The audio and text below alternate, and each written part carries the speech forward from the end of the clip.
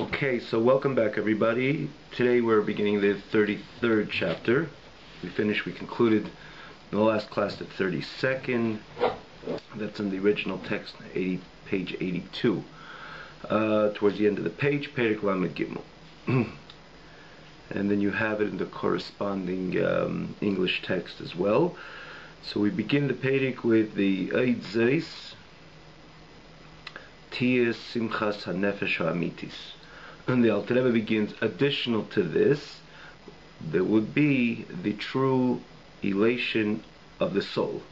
When we say Eid Zeis, because this refers to namely to the message the Alter Rebbe demonstrated in the previous few chapters, that the one not to mix the two, one not to mix the Itzavin Haguf, the Nefesh Bahamis, with the Simchas HaNefesh of the Nefesh Elikis.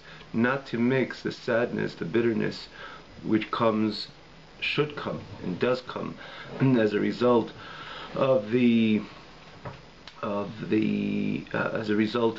temptations or the inclinations of the body and the animal soul, which drives the person to the opposite direction of where the Nefesh Elikis wants to and ought to be.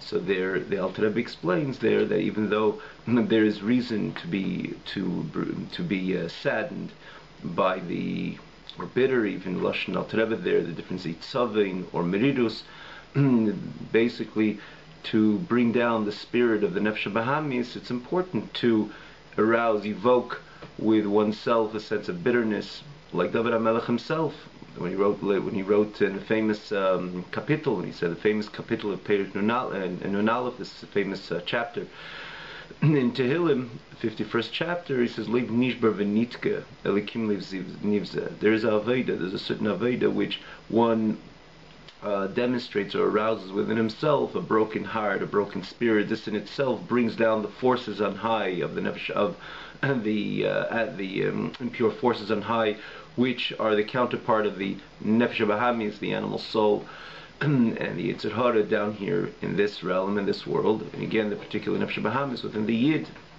So there is an Aveda, there is an expression, and then there's even the natural expression. A person feels so clogged in to this whole set of realities which come from his animal soul, so this in itself elicits with it from within a person the notion of sadness. But yet, bitterness, and the Alter Rebbe explains there that not to mix the two. They're two separate services. A person can maintain his Simchas HaNefesh, his true elation and uplifted spirit of the Nefesh Elikis, of the godly soul, the Yetzer Tov, of the Nefesh Elikis, of the godly soul, independent of that type of Aveda, of the first expression, or the expression mentioned rather, of the Meridus, separate, doesn't have to mix the two.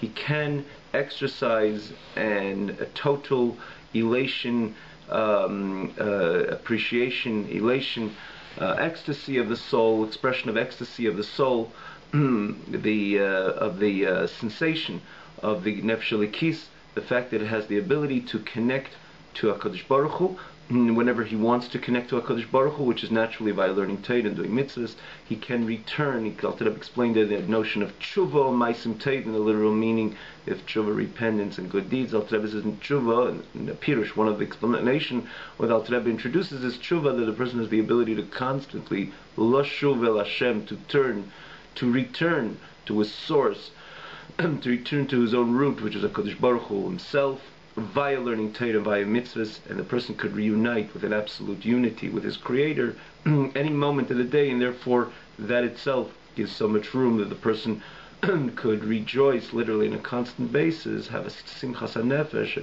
joy of the heart, of the soul, as a result of his constant exercising the limud Torah, executing the constant learning Torah and doing mitzvahs and the gemilas chasadim and davening and so on and so forth. Again, that's what Alter Rebbe explained in Perek Lamed Aleph. And again, Lamed Beis was also but again from a different perspective, the notion of Avos Yisrael, as we elaborated in the previous class, what the message of this 32nd chapter is. But basically, the Alter Rebbe says, you don't need to divide. They're two separate services. You need not to mix them together. They can be performed even simultaneous. In other words, can be expressed even simultaneously, even simultaneously, which means that the one side seems like he brings the lashon of the Zohar, not in that very chapter, but it brings the lashon of the Zohar later in Pedic Lamed Dalid, that a person could have in the same time joy in one side of his heart, and conversely on the other side of the heart, again as an expression of chesed, gvura, and he says a cry, a sense of bitterness on the same from another side of the heart. In other words, not to mix the two. It's not because there are reasons for a person to feel that bitterness in basis in his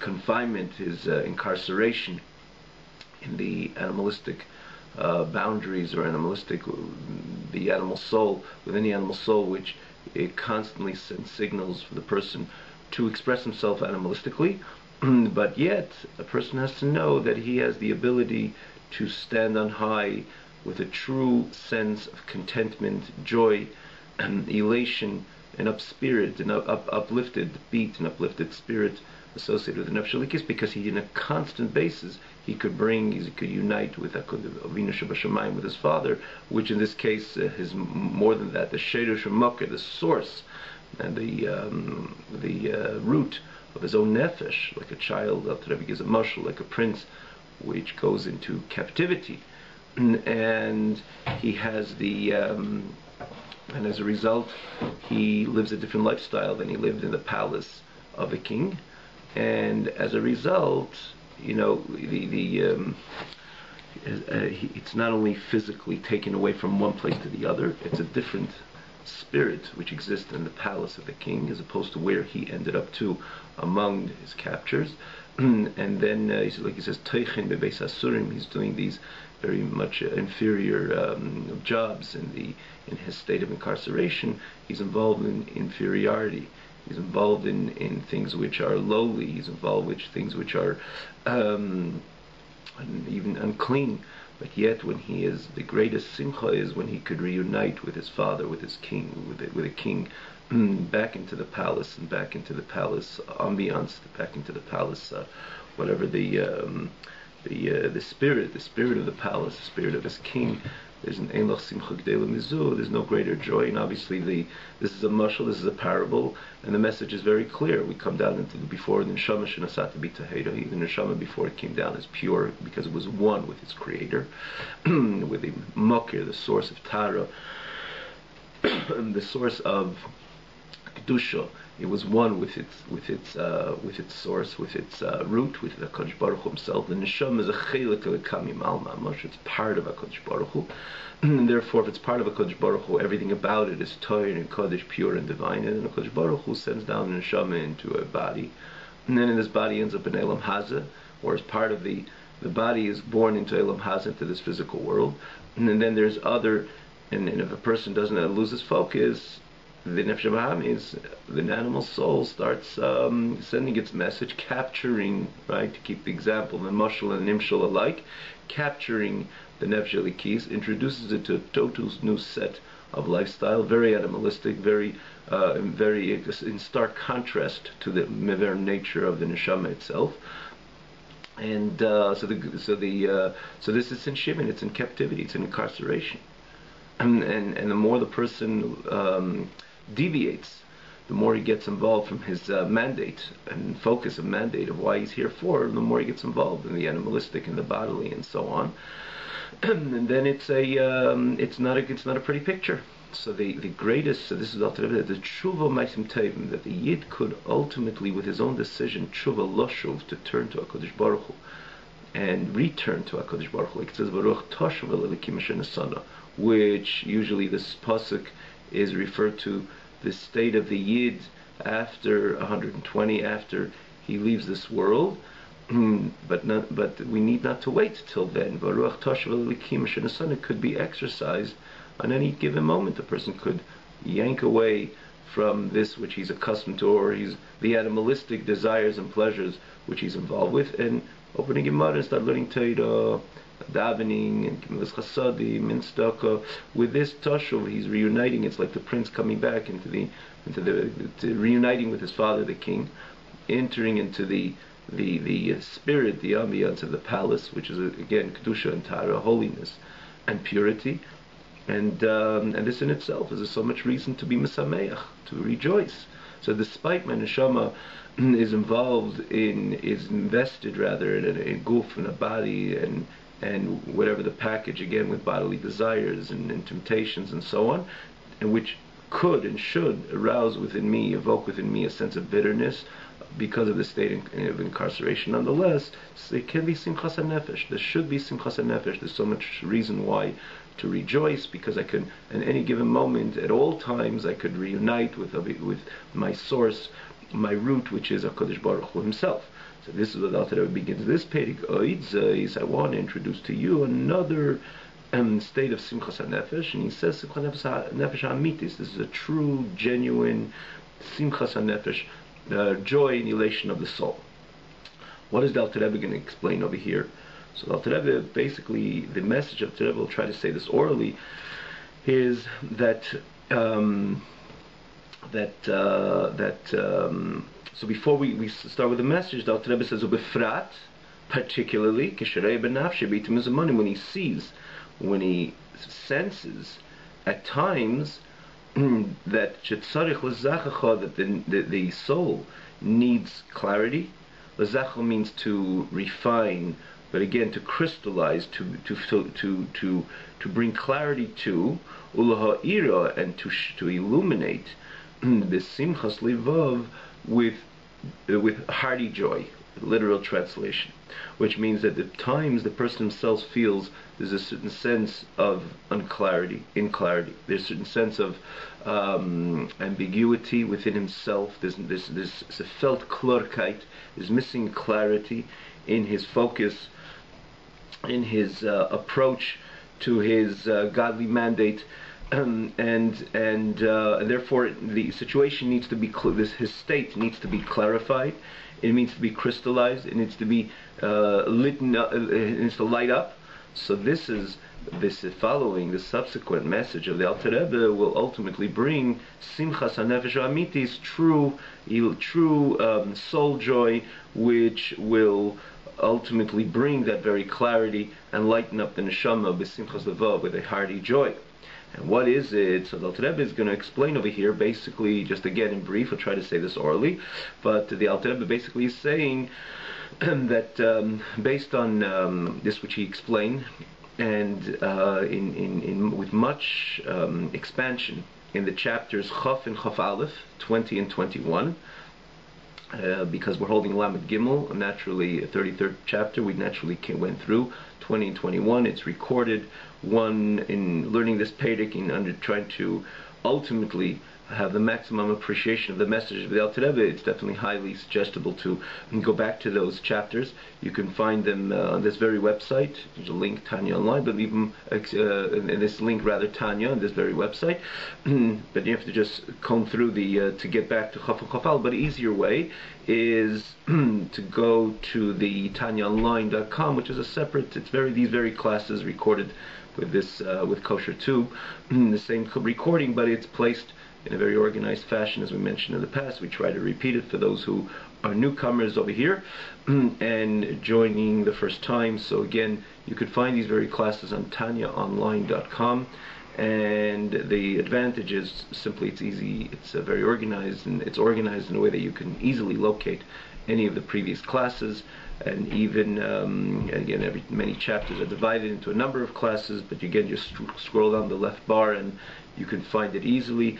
And more so, it's together. You can follow the text easily. It's set up in a way that you could, again, another separate scroll bar that you could follow along easily with the text. So in this case, I suggest to go back to Chaf and Chaf Aleph and understand it again, because This is the message with Alter Rebbe in this context. Again, in this context of bring clarity and joy to the nefesh. The Alter Rebbe goes back to that very message again, mentions it over here, quite clear, but again with much greater expansion and elaboration in the 20th and 21st chapters. Hence, it's recommendable and suggestible to go to look at those classes. But so what is the message there? The message that Alter Rebbe speaks about the Hashem Echad, the notion of Hashem Echad. Hashem is one. What does it mean Hashem is one? We stand every day in davening, we say Shema Yisrael, Hashem Elokeinu Hashem Echad. We say it a few times a day. Hear, O Israel, Hashem is our God, Hashem is one. What does it mean Hashem is one? Hashem is one, does it mean there's no two gods? Great message, but what does it have to do with me? What does it have to do with me, my action and my whole approach to my godly mandate in this physical world? If there's one God or two gods? Obviously there's only one God, but is that the message? And if there was two, what does it say to me? I'm not in charge, there's something over me, there's a supreme power, and we have to follow the rules for what we were sent down to here to this world. It's fine. And if there was two working together in unison, theoretically, chas v'shalom, obviously this is an unthinkable thought. There is only one God, but is that the message? It doesn't seem, or rather, that is not the message, or that doesn't have particular relevance to me if it's one or two, even though we always think in context of appreciating what we're here for, that we're dealing with one entity on a constant basis. Hashem Echad also sends the message that there is only one God, but that's not ultimately the message of Hashem Echad. What is the message of Hashem Echad? Hashem Echad means not only there's one God, but everything is part of this oneness. Everything is part of this unity. Everything is part of the Hashem. For that matter, the Gemara says Hashem Echad itself is an acronym. Echad is Aleph stands for Hashem, the one and only God. Ches stands for the 7 heavens and earth, and then the Dalet stands for the 4 sides of creation. Again, the Mizrach Ma'ariv, east, west, south, and north. And then we know it is the Zayin Rikim, which are the 7 heavens, and the Aretz, which the numerical value to that is 8. So we have the Ches and then the Dalet, and the message of Hashem Echad is that the Ches and the Dalet, that everything, in other words, is part of the Aleph. So it's not just saying that there's only one to the exclusion of two. No, but everything is part of this oneness of HaKadosh Baruch Hu. But that itself could be looked at in a number of ways, from the perspective of the message, or also from the perspective of me internalizing the message. When we say let's start from the perspective of the message itself, the perspective of the message itself, what does it mean, Hashem Echad? Does it mean really that everything is part of Hashem, or Hashem is in control of a world, and in control to the very last detail of this Eilam? And apparently, what is the difference? But if you think into it, you ponder on these two these two suggestions, they're very, very different. For example, it says in the pasuk by Avraham Avinu, it says that what was Avram's message? Vayikra Sham B'Shem Hashem Keil Eilam. That Avraham Avinu not only kept the godly message to himself, part of Avraham Avinu, he went out to the world and he understood this is part of his mandate, and he went out to the world and he demonstrated the Hashem Echad, the oneness of HaKadosh Baruch Hu. As the Medrash tells of multiple stories, how Avraham Avinu conveyed this message, and this Hanefesh also B'chor, and he gathered tens and thousands and hundreds of thousands. Looking at the Lashon of the Rambam, he gathered many. You can forget the numbers, which is again brought in Medrashim, but many, so many people he persuaded rather with this message of Hashem Echad. So what does it say? Vayikra Sham, and there famously Eshel, that hotel or motel which he put up in order to introduce people, to invite people over, in order to have this personal dialogue with them, and again with the different stories brought in the Midrashim, based on how Avraham Avinu was able to persuade an entire world of the reality of HaKadosh Baruch Hu, reality of Hashem. So there in that very pasuk it says Vayikra Sham B'Shem Hashem Keil Eilam. That what was his message? His message was Keil Eilam, that Hashem is the God of the world. But if you look into it, you look into these words, it doesn't say Keil Ha'Eilam, that God is the God of this world, but the Lashon is Keil Eilam, that the Eilam and Keil is one thing. Vayikra Sham B'Shem, not Keil Ha'Eilam, but Keil Olam, that God and the world is one entity. And the difference is very stark. Because when you say that there's a world, that HaKadosh Baruch Hu created a world, which means a world is a separate entity, as much as you're going to say that HaKadosh Baruch Hu is in charge of every single detail of Olam, of this world, but nonetheless, when the moment you say the world is a separate entity, then the connection with God and the world can be compromised. Because it's another mitzias. It's another a reality which is completely dominated by God. But when the moment you say it's another reality, so this from a certain perspective, you say it's not God. There's God, and then Bereshis bara Elokim es hashamayim es haaretz, when 5,775 years ago, HaKadosh Baruch Hu decided to create a world, which means He brought into being a new entity. So it's a new entity. So the world is not God. So the world's not God. I'm part of the world. I'm not part of God. So I'm part of the world. It's a separate entity. Try to watch out a little bit, because HaKadosh Baruch Hu is in control, and He's dominant of every detail of the world. So He's dominant over me as well. But there's still me. There's still myself, and myself. I have needs. I have interests, and I have my own thoughts, my own drives, and so on and so forth. I'll try to work it out with this God and this Creator, which is total in control, and He asks me to abide by His rules. Fine, but it's still I am. As opposed to when you say that's what Keil Ha'olam. Olam is a separate mitzias. As opposed to when you say Keil Olam, that the world itself is part of the godly reality, which means, is there a difference between before HaKadosh Baruch Hu created the world to after He created the world? The answer is no. It's not when HaKadosh Baruch Hu before He created the world, like it says, Hayu Shmei B'vad, it was only God. And then after He creates a world, there's God, and there's a world, there's two entities. No. Keil Olam means that before HaKadosh Baruch Hu created the world, there was only God. After He created the world, there's only God. There's nothing else. It's God decided to come into such a in such a fashion that to be manifest in an Olam, or via Olam. But it's in the end of the day, it's the same Him, exactly the same way. Hence, it makes no impact on Him, the fact that He created the world.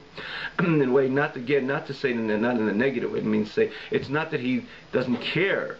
He's indifferent what goes on in the world. Quite on the contrary, because it's part and parcel of Him, means to say it makes no impact, as every other entity a person gets involved with.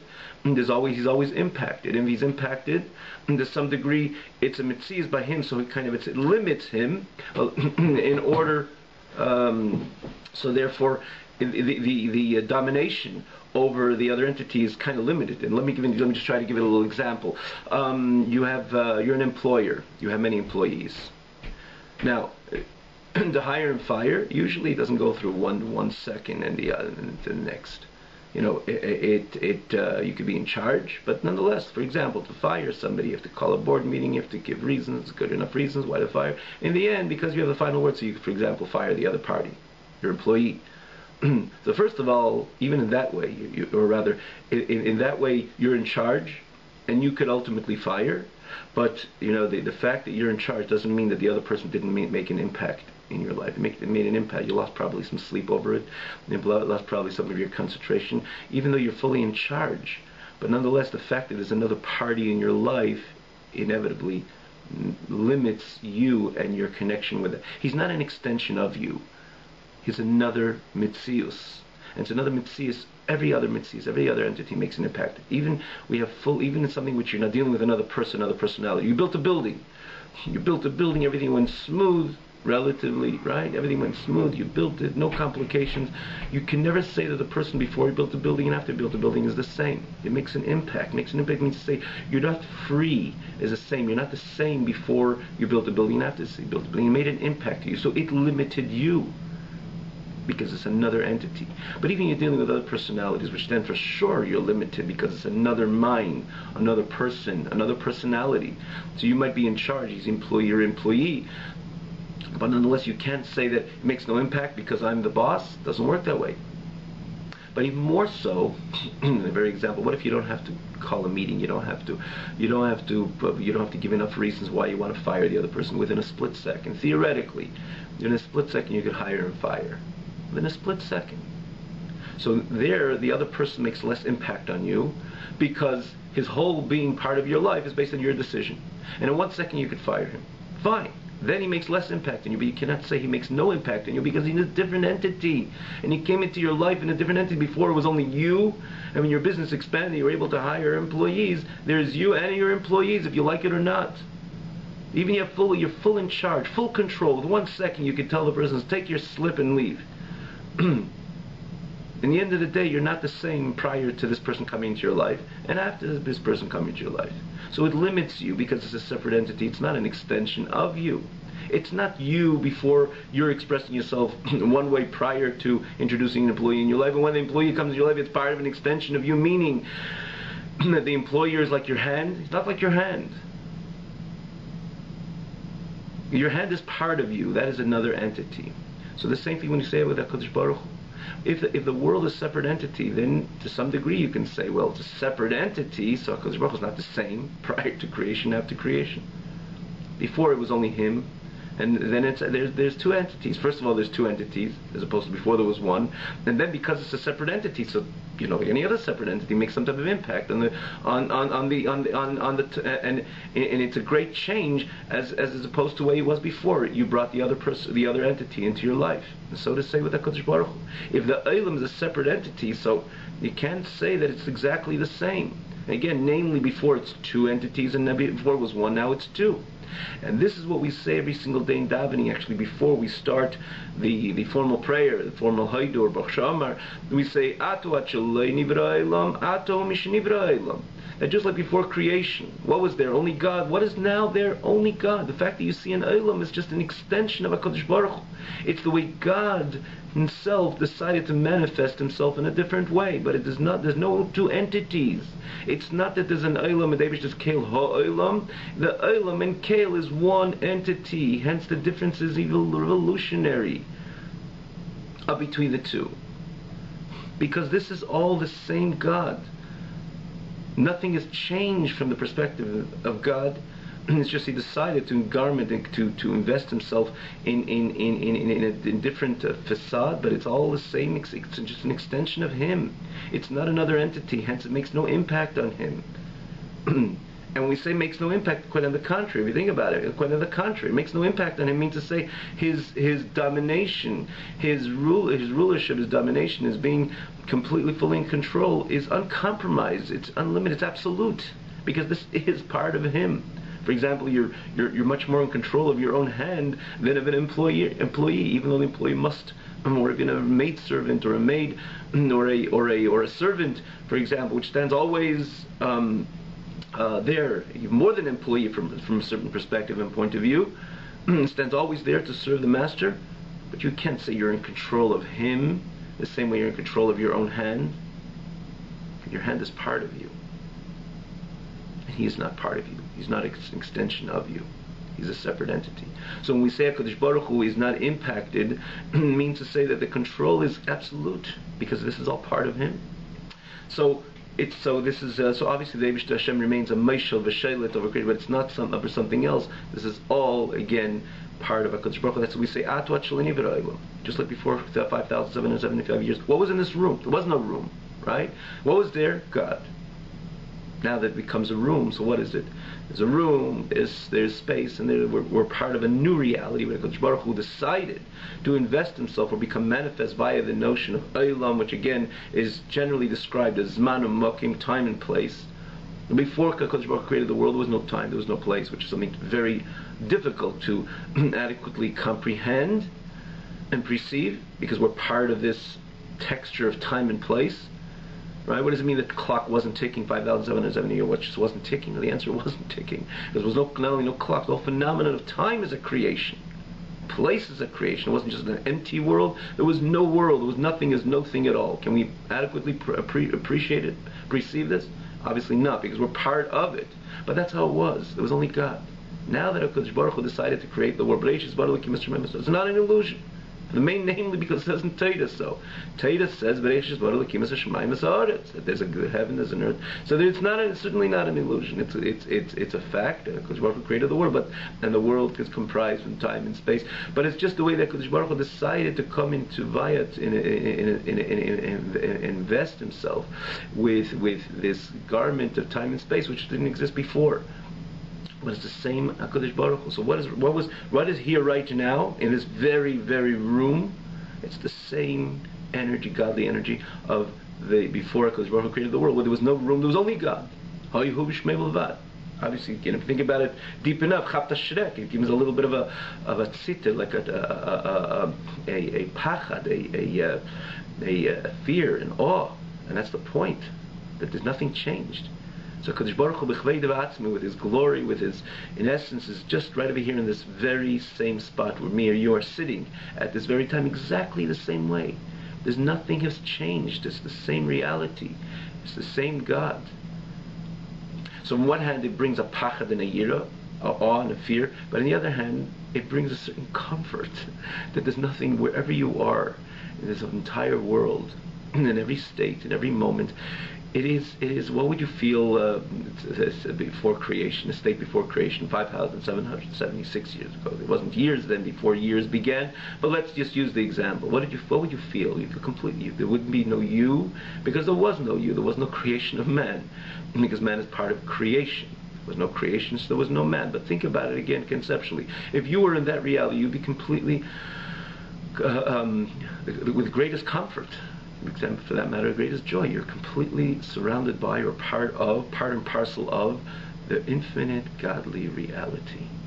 So there's no. So now that HaKadosh Baruch Hu created the world, it's supposed to evoke within you a great simcha. It's only God. I'm just surrounded by the same reality which existed prior to creation, because nothing new came into being. There's no two entities to say I'm a part of something else and just being controlled by another party, which is God. Then you can't go that, because Olam is a separate entity. But if you say it's Keil Olam, there's no change. So think of yourself prior to Kadosh Baruch Hu created this world, you would be consumed into the infinity of a Kadosh Baruch Hu.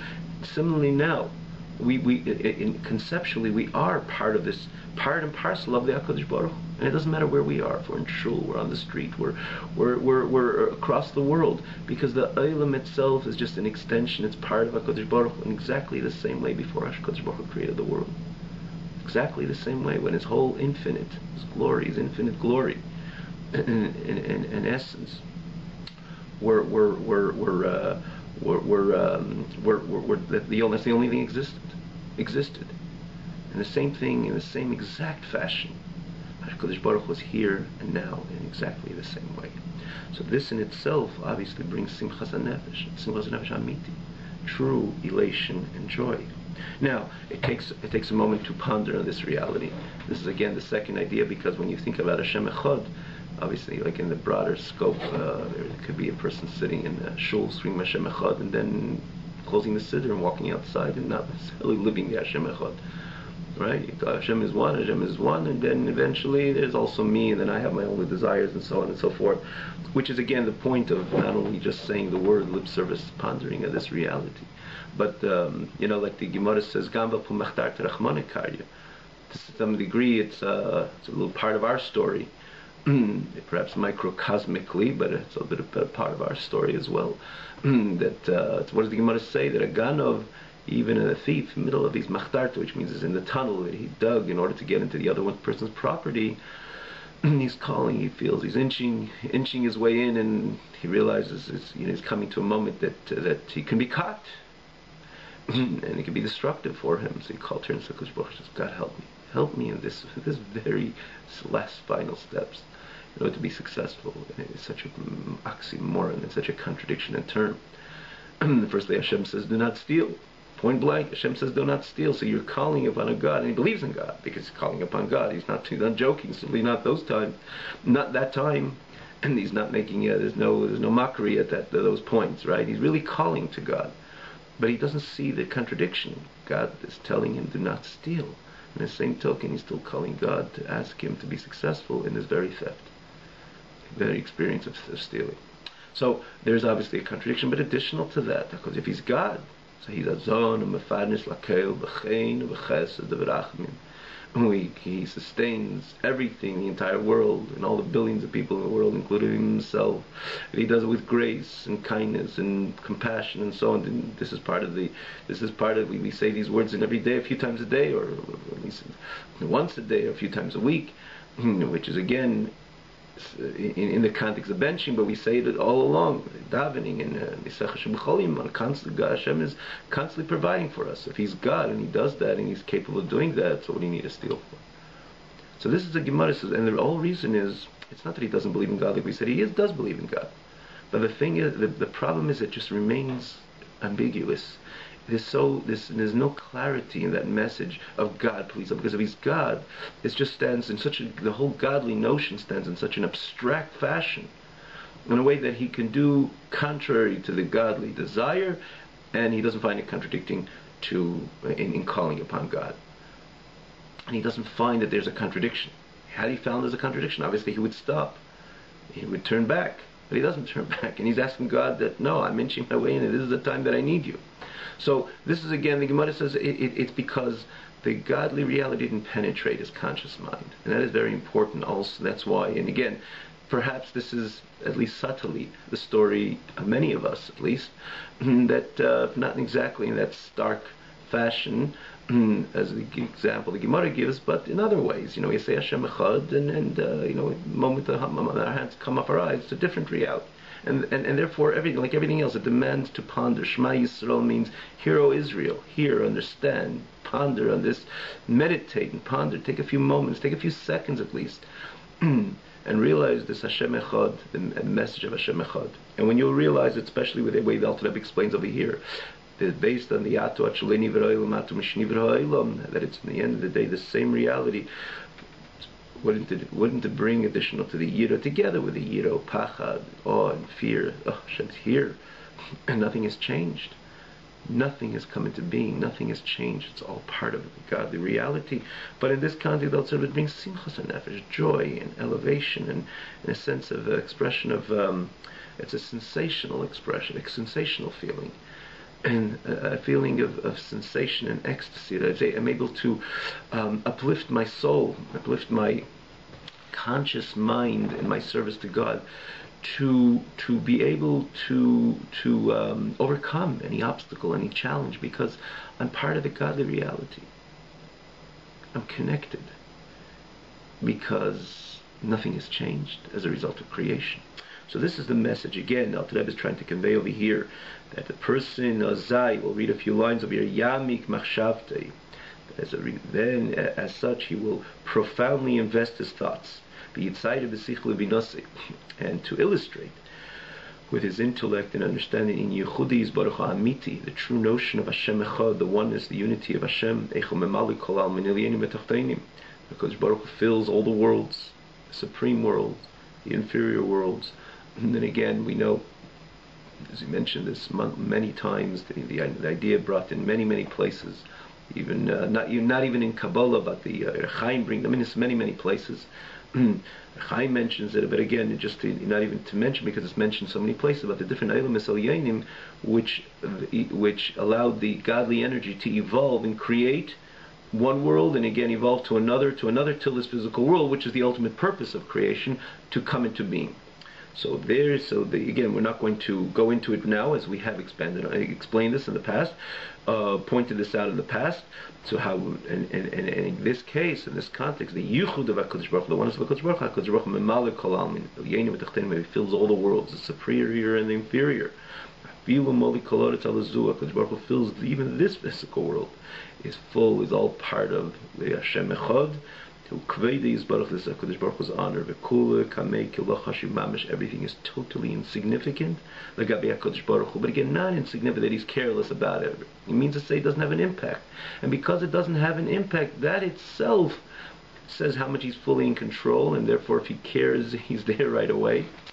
You get this idea over here. When you say that it is a different entity, so you can't say that you can't say it's insignificant. It's a different entity. It makes an impact on me. So I myself am limited in my connection because I'm impacted by it.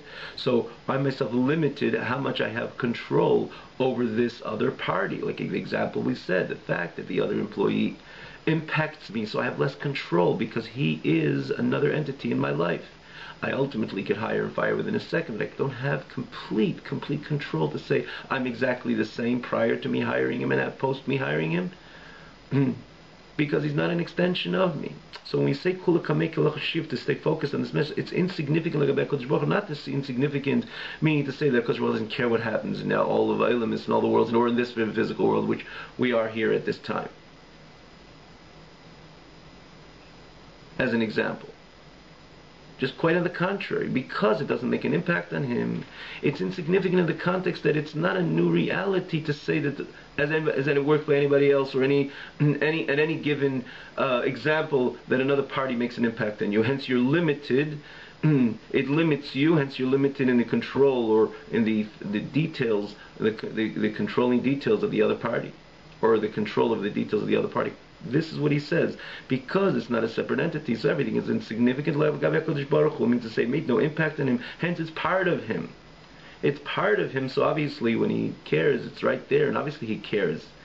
He decided to come into this seat, to be manifest in this very physical world in exactly the way it looks. So this is obviously he had a reason to do so. So he cares, especially those who pay attention to him and are close to him and want to do so much for him. Or generally, he cares about the entire world, and Am Yisrael in particular, his chosen nation in particular. But he cares about everything in this world. So how much could he intervene? And then intervene. You can't even call it, in essence, you can't even call it intervening. It's just part of him, so he's right there. And again, to the maximum detail, because there's no other details where you can say, well, this is a complicated detail. It's like someone saying, well, my head I could control, but as it gets a little bit complicated when it, my energy manifests into my fingers. Well, so many concepts complicated because there's 10 fingers and I just don't even know how to maneuver them because it becomes so tangled. It can become tangled. It doesn't become tangled because it's part of you. And a healthy person, it doesn't become tangled. It's just part of you. Details are insignificant. You're similarly in control of your fingers. It's the same as your control of your full hand. Because it's you. And the same thing when we say Kula Kamei Kelach Hashiv, not to err, not to understand that it's insignificant, well, because Baruch is indifferent, is apathetic to whatever goes on. Quite on the contrary, because it's all part of him. And so it's not it's not a separate entity, so it's not something which is making an impact on him. It's insignificant, meaning to say, because it's not a separate entity. Hence, understandably, obviously, he's right there at any given moment, and there's no complication. There's nothing you can say. It's different, or it doesn't look like the shul is spirit. So maybe God is not completely fully manifest. No, it's hulavade. It's every place, because in the end of the day, it's him as an extension of him. Every place, every situation, it's God in full state of manifestation. Every situation, a shul, if you're across the world, it's just part of him. It's not a separate entity. To say, well, this dimension of this separate entity is different than something which the Kodesh Baruch was a little more comfortable when I'm sitting in shul, or in yeshiva, or in a kollel, etc., etc. Because it's all part of him. So this is the idea of Kula Kamei Kelach Hashiv, mamish, not to read it wrong. It means to say it has no impact on him because it's part of him, so it's insignificant. He's the only one. He's the only one, and the superior and the inferior, exactly the way he was prior to creation. Even this physical world, even in this physical place, even in this physical place which this physical world was created, the heaven and earth and all the army of heaven and earth, the sun, the moon, and anything which is associated with, which are in place, again, in heaven and earth, is what was prior to creation. HaKadosh Baruch Hu himself was the only reality. There was nothing else filling this very spot where me and you are sitting right now. The Ekor, the Kvede, and Etzem of HaKadosh Baruch Hu, the HaKadosh Baruch Hu's infinite glory and infinite being would fill the entire this very place. When we should know that the Gama'ata Kainhu, even now that you see place, time, place, a table and chair and so on, whatever you're surrounded with, you should know it's exactly the same thing. Levade, Levade, is exactly himself, without any change. Because everything is completely annulled, everything is insignificant. And here the Alter Rebbe goes into this again, which he explained with a few examples, like so basically, this is again where the Alter Rebbe leads to this chapter 20 and 21. For that matter, even concludes this very few lines. He says, like I explained in the 20th and 21st chapter, again in length and in elaboration. We don't have much time in this very class, but basically, to try to sum this up in brief, and just to culminate in a more of a complete manner this class, so just to point out this idea which the Alter Rebbe spoke about then, and again mentioning over here, when you take one letter, how many letters that all of you speak, for example, in the last 24 hours? Thousands, and maybe more than that. Just take one, take just all the combination of letters. An average day, a person's average day speaking, there's so many in one day. How much did he speak in this past year? Millions of different letters. How much did he speak? How much did he speak in the last 10 years? Countless. Can't say really countless, because everything there's a count, right? Because everything about us is finite and so on. But in the beginning of his life, if he lived another 1,000 years, there's no measurement. There's really no measurement how we in our finite mind to measure how many letters a person uttered. Right? Every word even has multiple letters, but how many letters a person uttered, even in one day, in 1 month, in 1 year, 10 years, 100 years. To take one letter in the face of all the letters the person uttered, it has really no significance. It has kind of no significance. Like you say, one leaf of one in comparison to all the leaves of the tree. Very little. Very little. Hardly any significance. One leaf in the face of the tree of this grand forest, and all the leaves of this grand forest, becomes much less. Much less. The face of one leaf, or one leaf in the face of the leaves of all the trees in this grand forest. One leaf in the face of all the leaves of the entire world. Completely, it is so minute, it is so small, it's so minutia. So when we say HaKadosh Baruch Hu, and this is when we're dealing with speech, speech itself is the external expression of man, and there's deeper within the system of man thought, and deeper than that his feelings, deeper than that his wisdom, his intellect, his understanding, which again, that it goes deeper and deeper within the nefesh, within the soul. Take one letter in comparison to all the words what a person spoke or can speak, and if he lived very long, he would speak. It's totally insignificant. That one letter, if you go deeper within the nefesh, within the soul, in comparison to all the thoughts of man, loses its significance even more. And if the more you go into the deeper dimensions within the soul of man, and I don't mean necessarily his godly soul, but just the soul, the expression, or the soul of man, the more you go deeper within the nefesh, the soul of man, and you place that one letter in the face of all that, hardly notice it. Hardly noticeable. So when we say Kibbutz Hashem Tzori Lomim, HaKadosh Baruch Hu created the world with just the Yud-Kei, all worlds, just the Yud-Kei. So that one letter, take the Hey, which He created Elam Hazeh, in the face of all the letters which HaKadosh Baruch Hu can speak, in the face of all the, when you go deeper within God, machshavas, thoughts, or the most deepest dimensions within HaKadosh Baruch Hu, which ultimately you're immediately tapping into infinity. So what is one letter in comparison to all that? You could say nothing. Insignificant completely. And that's what the Alter Rebbe explains there, because we say the world was created with a mere letter, a saying, one saying. So we can appreciate this that the whole entire creation, every part of creation, may be the superior or the inferior, all of its complexities is only an expression of one letter of Hashem, and therefore in the face of God Himself, the way He is for Himself, by Himself, it is completely insignificant. But again, I want to conclude this. We mentioned a few times in this class, when we say insignificant, not that HaKadosh Baruch Hu is insignificant, therefore He's indifferent to the entire reality of creation. Not indifferent, quite on the contrary. It shows that ultimately HaKadosh Baruch Hu's authority, you never compromise, even conceptually. There's no compromise in HaKadosh Baruch Hu's authority over creation. It's all about Him. It's overwhelmingly Him. It's overwhelmingly Him, and that is really the message of Hashem Echad. With this, the nefesh could ascend, transcend over everything which would appear to be an obstacle in his own life, in his own experiences, the obstacles which interfere us in our Avodas Hashem. Tis'ale nafshe, when we meditate on this Achdus Hashem with this clarity, and this becomes crystal clear in our mind, and this enters into our conscious mind, our conscious focus, it changes, again, it changes drastically, metamorphoses our entire focus on everything.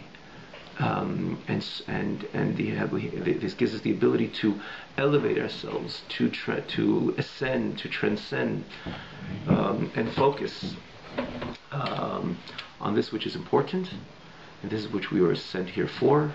And obstacles don't become. We have the ability to overcome any obstacle which comes from within, any obstacle comes from without, because in the end of the day, we can appreciate it, become part of this notion of Hashem Echad, Yichud, Hashem Amiti, the trueness of the oneness of HaKadosh Baruch Hu. Have a wonderful night.